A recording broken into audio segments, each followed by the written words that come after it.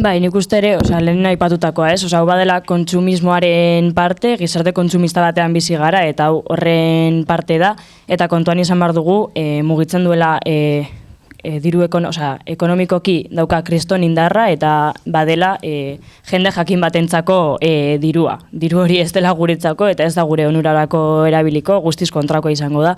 Eta ez dut, badela adibide bat ere bai, maitasun erromantikoarekin lotuta, eta bikote harremanak, eta hor guztian ere, mugitzen dela badagoela kriston indarra, eta adibidez, San Valentin egunarekin adibidez saltzen digute beharrezkoa dela bikote bat, bikote hori izan behar da, gure kasuan mutil bat, izan behar da heteroa, eta egon behar gala horren baitan murgilduta, eta supergarrantzitsua dela bikote izateko bizitza ideal bat, eta bikote horrek zainduko nau, baina nik zaindu behar dut, ze emakumea da bikotea gero zaindu beharko duena, ez da egizone izango emakumea zainduko duena, eta ez dut horre zaintza erdigunean jartzea, bai gure zaintza zein gure ingurukoen zaintza erdigunean jartzea beharrezkoa dugula, orain badaukagula ere mugimendu handia zaintzaren inguruan, eta beharrezkoa dela zaintza hori aldarrikatzea, bai norberaena zein ingurukoena, eta zaintza ez dela bakarrik nire bikoteari edo familiakoari laguntza, badela lagun artean ere laguntzea, eta gure esku dagoela ere hori lantzea, orduan nik hori ere azpimarratu nahiko nuke.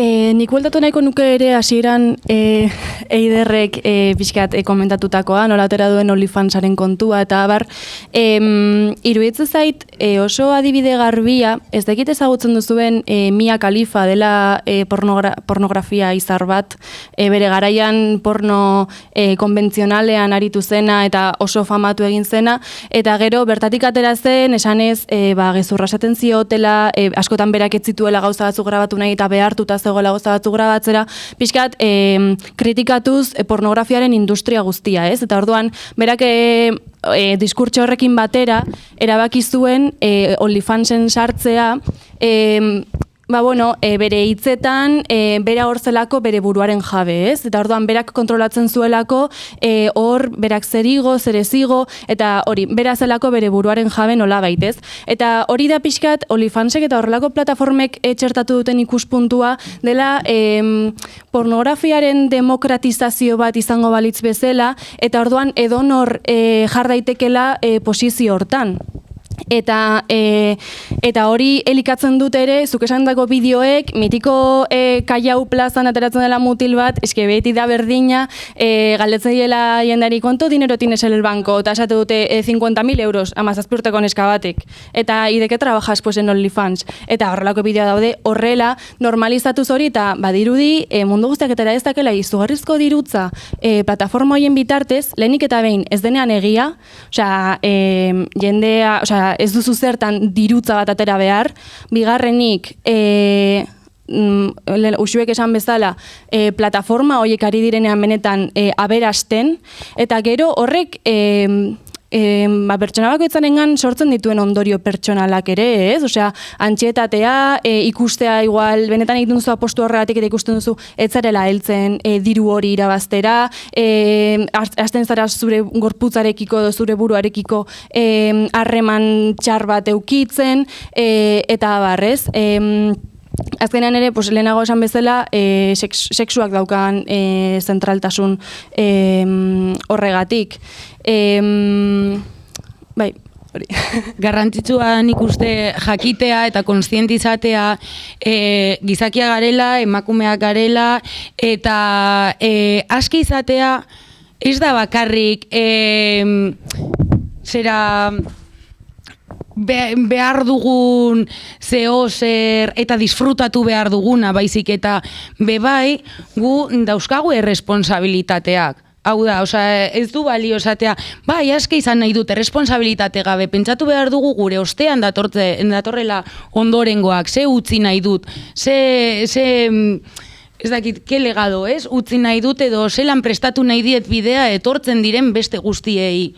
Orduan, ze eman nahi dut, eskuragarritasun irudi bat, edo berez nahi dut garrantzi bat ematea, berdintasun bat ikustea, orduan horretarako garrantzitsua da jakitea, ez bakarrik nire bizitza disfrutatu nahi dut, baizik eta zelan prestatuko diet bidea etortzen diren beste guztiei, guri bidea bebai prestatu digute.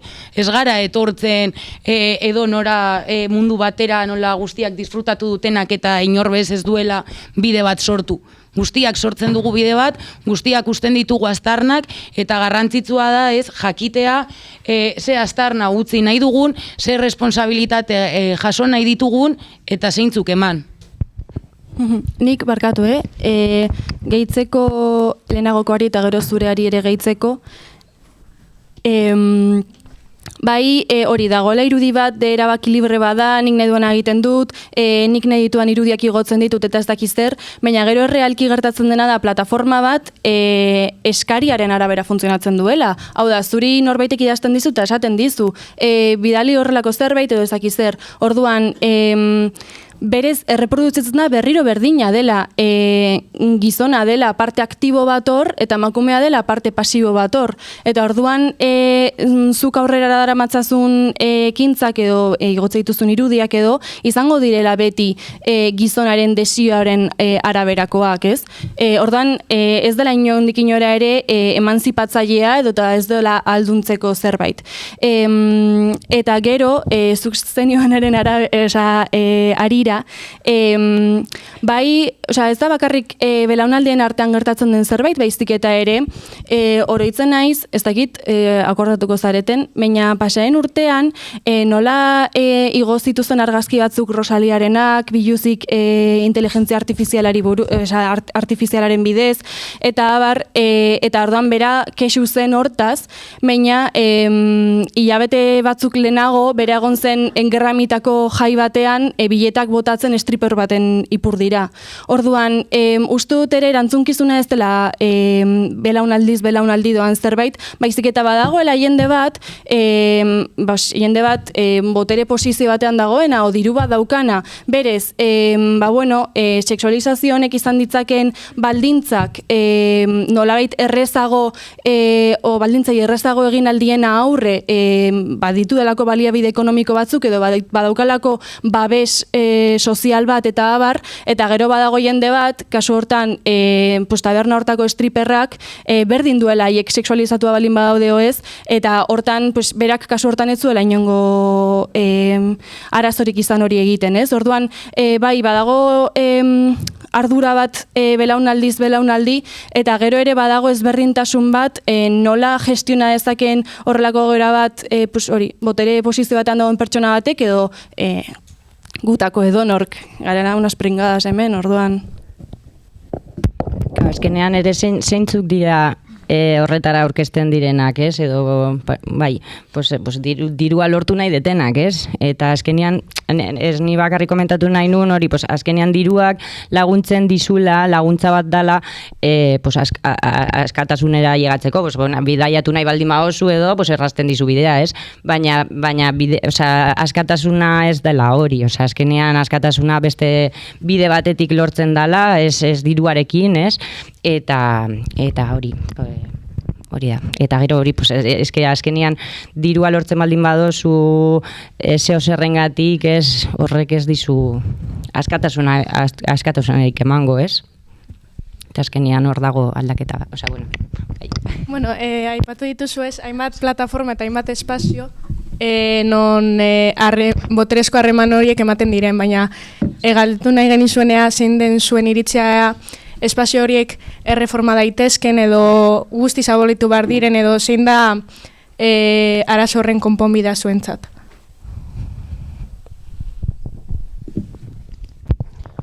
Uste dut konponbidea nahiko zaila dela. Ez, azkenean mundu oso baten islada da.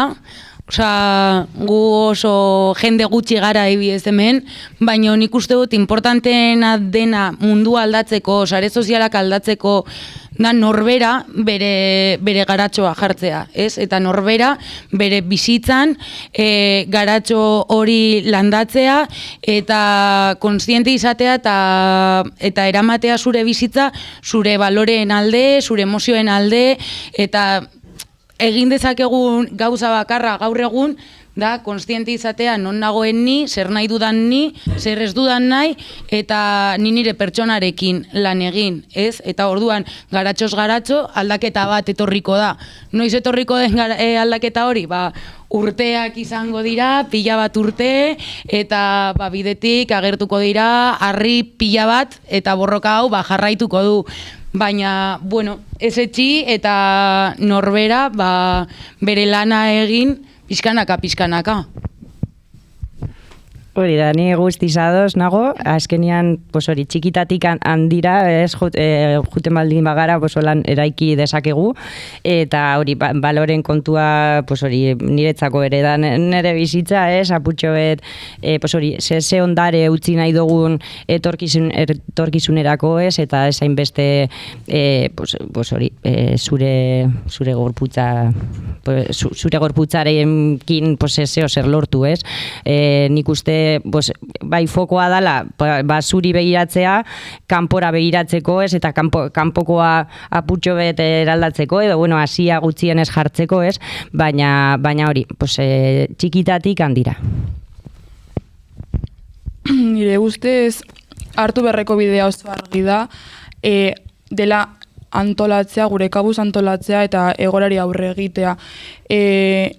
Eta talde moduan pentsatzea, ni ez nator bat, ez dakitez dela ez da bai da, baina lo de pentsatzea, ni pertsona bezala egin dezaken, zer egin dezaken, baizik eta talde moduan pentsatzea, eta guztiok antolatzea modu independente batean aurre egiteko, bai egora honi eta baita bestelako zapalkuntzei.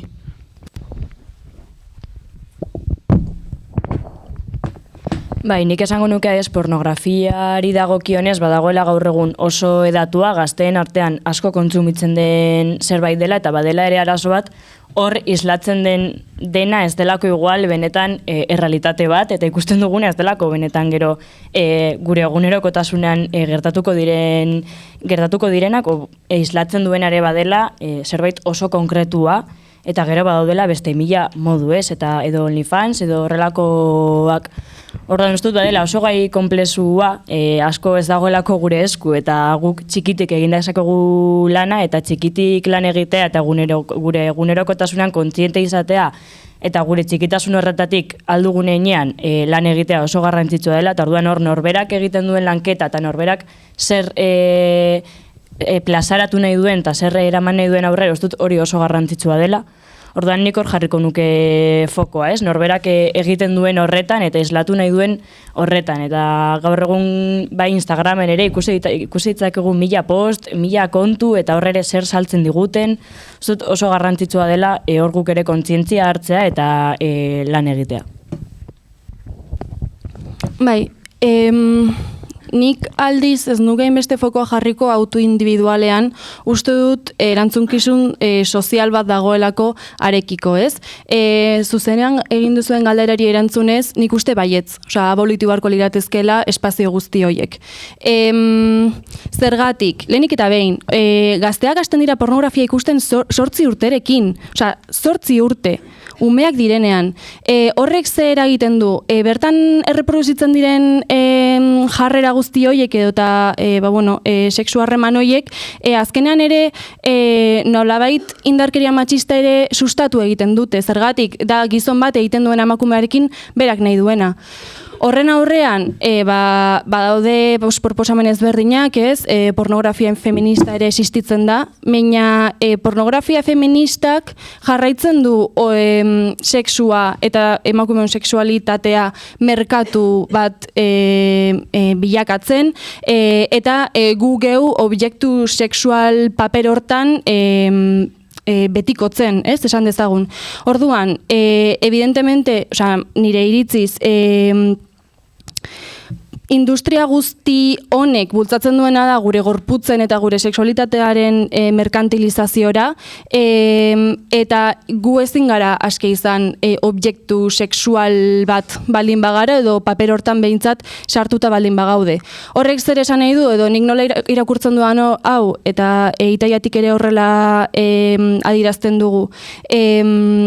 Benetan hau abolitu behar balin bada, kendu behar zaiola merkantzia edo etekinak ateratzeko joera hori edo aukera hori, eta beraz, hau honekin amaitzeko beharrezkoa dela hau erreproduzitzen duen sistemarekin amaitzea, eta beraz, sistema kapitalistarekin amaitzea, ez? Osea, ez balin badago interes bat, interes ekonomiko bat gure gorputzekiko, momentu hortan izango da zeinetan ez diren horrelako jarrerak emango, edo ez den gure gorputzaren sexualizazio bat emango, ez? Berez, gizarte kontsumista izatea zaratago, gizarte kontsumista gara, gizarte kapitalista batean gaudelako. Orduan, kontsumoa existitzen balin bada, eta benetan merkatu bat existitzen den heinean, horrelako egoerak eta horrelako problematikak existitzen jarraituko dute. Ados nago, baina uste dut munduan danetik egon behar dela. Ikasteko bebai. Osea, behar ditugu alderdi ezberdinak eukitzea ikasteko, ez? Azkenean eukiko bagenu el mundo soñado, ez da ere ez genuke zer ikasiko, ez? Eta iruditzen zait bebai garrantzitsua eukitzea eredu bat zer ez dugun nahi jakiteko, ez da... Gure ardura da ondorengoei eta gure pertsonari esitzea, ez? Talde lanean sinisten dut, baina azkenean talde lan bat ondo ateratzeko norbera bere lana eraman behar du lehenengo eginda. Ni ez badut nire etxeko lanak egiten, ez? Ni pertsona bezala, ezin dut etxeko lan mundialak landu talde batekin. Lehenengo hasi behar naiz nire etxeko lanekin, ez? Guztiz ados nago sexualizazio hori abolitu beharko litzakela, baino bebai uste dut ez dakit interesgarria edo importantea da eukitza informazioa, bai? Danetik informazioa, baino ze izango litzateke interesgarria, gurasoak edo esertzea nirekin eta adibidez nik ikusten dut Batman, ez? Gustatzen zaizkit pelikula ezberdin asko eta egon behar dira, de terror, de risa, danetik, ez? Norbera aukeratu behar du ikusi nahi dituen pelikulak. Baina nire umearekin eseriko naiz eta esaten diodan moduan ikusten duzu Batman, ez bota leiotik, ze zuetzara Batman, hau fikzioa da, ez da errealitatea, disfrutatu pelikula hontaz, baina jakin ezazula, hau ez dela errealitate bat, ez? Eta hori landu, pornografiarekin bebai, osea, eseri umearekin eta esaiozu hau ez da errealitate bat, zu jakingo duzu zer kontsumitu nahi duzun, pertsona bezala euki behar duzu aukeratzeko eskubide hori, ez? Baina jakin ezazula hau ez dela errealitate bat eta ume hoiei errespetu hori azaleratzea interesgarria da. Nik uste dut pertsona bezala daukagula bai edo bai la obligación gure pertsonarekiko lan egitea emozionalki, inteligentziaren arloan, politikaren arloan, esparru haundietan lan egin behar dugula eta ikasi behar dugula. Eta gero ja norberak aukeratu beharko du nahi duen bidea, hori hala da, ze bestela ez ginateke izango aske. Bakoitza erabaki behar du zein den beraren askatasuna jakinda, nik aukeratzen dudan askatasuna zer reperkusioa daukan, ez? Bota dituzuen ideien artean, aipatu da abolizioa, individuaren partetik lan egitea edo sozialki lan egitea. Argi dago formula zehatza ez dugula, honi aurre egiteko, baina zuen ustez zein da bidea? Osea, ideia gehiago aterrizatuz, uste duzue feminismoa bidea dela, feminismoa ikuspuntu sozial batetik edo individual batetik? Zein da zuen ikuspuntua honi buruz? Hombre, nik uste dut feminismoa izan beharko litzakela zera gizarte osoaren eziketa bat, osea, azkenean bilatzen duguna da berdintasun bat. Ez dago borroka bat, ni izan nahi dudala zu baino gehiago baizik eta ni nahi ditut zu dauzkasun eskubide berdinak eta ni nahi dut gizakia izatea zu bezala, fin. Ez dut zure gainetik pasa nahi, ez da ere zure azpitik nahi dudana da berdintasun bat. Ez da pertsona bezala garrantzia ematea, ez izatea objektu bat, edo bakarrik emakume jaiotzeagatik euki behar izatea lan bat bideratuta nire sexuarekiko, edo kirol bat nire sexuarekiko bideratuta, edo soldata bat, ez dakit. Nik uste bilatzen dena da, hori berdintasun bat eta izan behar dela globala. Baina hori globaltasun bat lortzeko hasi behar gara gure pertsonarekin lantzen. No me vale de nada ateratzea urrengo ostiralean guztiak borrokatzera eta urrengo egunean aukeratzen duzu bikote bat, mutil bat, esaituena zaintzen, ez duena ideiarik feminismoaren alde, sartzen zara lan batean non zu ez zaude ados lan horrekin, baina egiten duzu diruagatik, orduan zure baloreak sakarrontzira botatzen ari zara, hori ez zaite zertarako balio, zertarako nahi dut globalizazio hori, gero individualki zure bizitzan ez baduzu praktikan jartzen. Uste dut biak joan behar direla eskutik emanda. Ni lan egin behar dut nire balorekin eta nire objektiboarekin, eta gero talde oso bat bildu behar gara zera bisibilizazio bat emateko, ez? A ber, nik uste hori bilbide bat egiten nahi galela, ez? Osa, ja, egin dugula honea llegatzeko, ez, ja egin dugula bidea, eta oraindik falta dala, pillo, ez, baina, bueno, bagabiltzala, ez, eta pues, bai, osa, nik berdin pentsatzen dut, ez, osa, norberaretik hasi behar garela, ez, apurtxoet gure hori autozaintza babesten, eta, bueno, eta gu ere ikasitakoa desegiten eta berriro ikasten, eta badauzkagu gauzak oso sartutak ditugunak, ez, pues, hizkuntzarekin adibidez, edo, bueno, eta horri buelta bat eman behar digula, ez, baina hasi behar garela gure pertsonatik lan egiten, eta gero kolektiboaren papera oso garrantzitsua da, eta bestela bakarrik bagabiltza ez dugu SBS egiten, ez? Osea, beti taldean indarra gehiago daukagu. Orduan nik uste hori biak direla eta biak jarraitu behar ditugula, bai. Nire ustez, eta iako militante bezala hitz egiten dut, argi dago feminismoak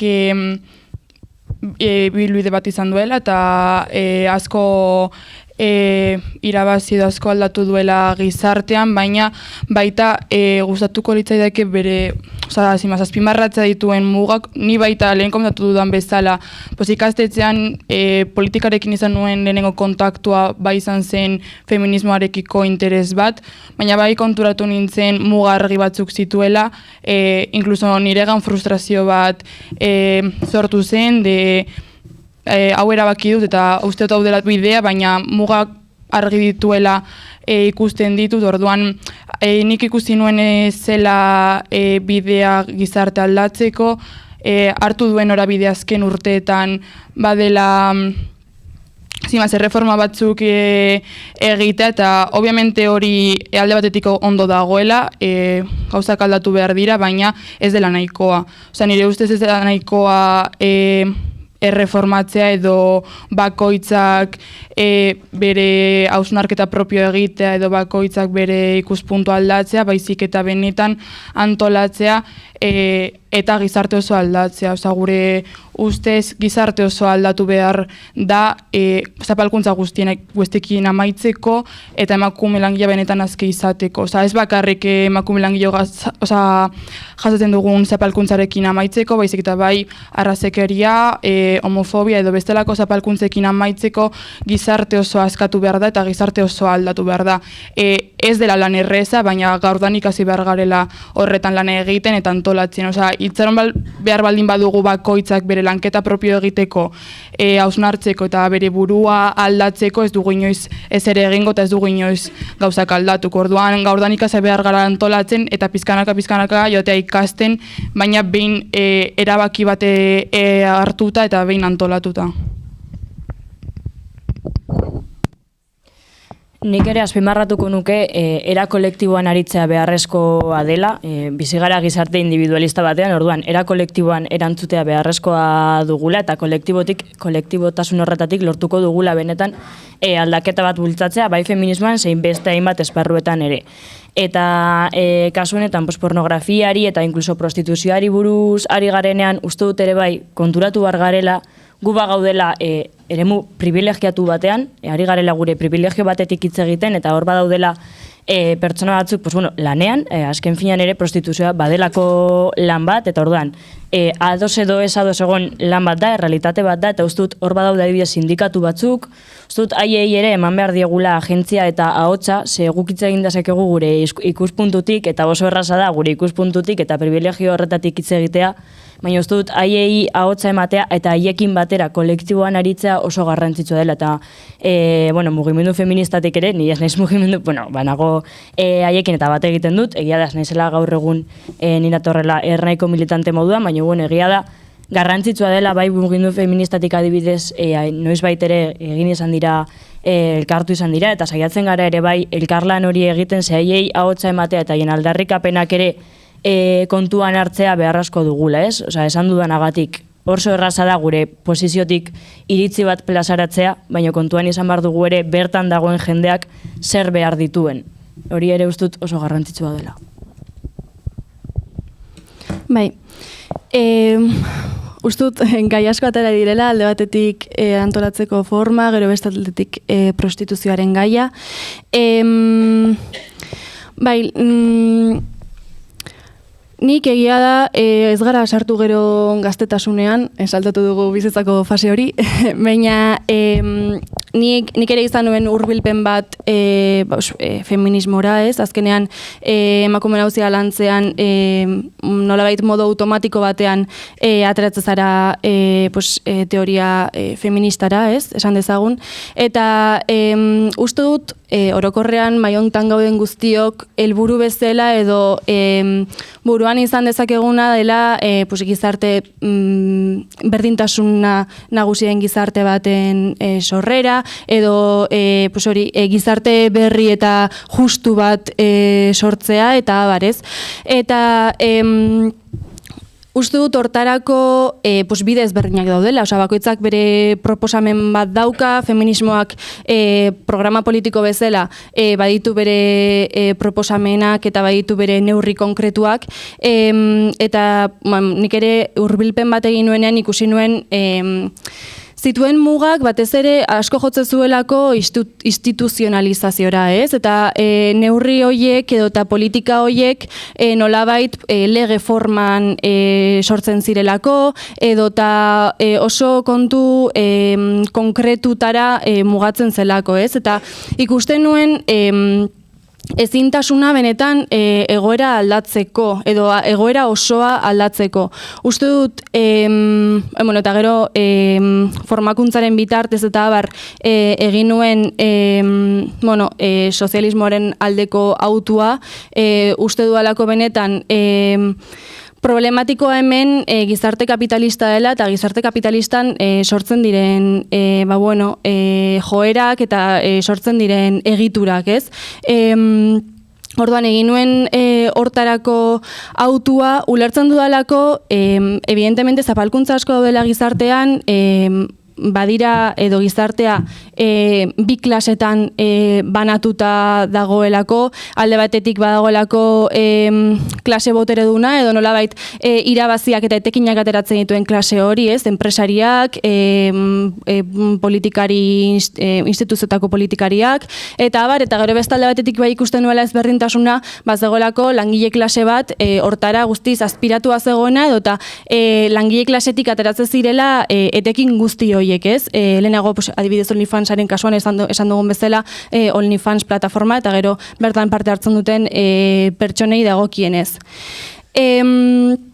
Orduan, zentzu hortan zapalkuntza asko existitzen dira gizarte hontan, bai genero zapalkuntza, bai badago arrazakeria, badago LGTB pertsonen aurkako zapalkuntza, eta zapalkuntza horiek ulertu behar ditugu guztiz lotuta sistema kapitalistari. Azkenean, etekin ateratzeko bide bat badelako gizartaren zati bat zapaldua eukitzea, badelako gizartearen kapa bat, zeinari emakumeia adibidez, ze egoeretan daude zaintzan aritzen diren emakumeak adibidez, edota etxeko langileak eta barrez, azkenean,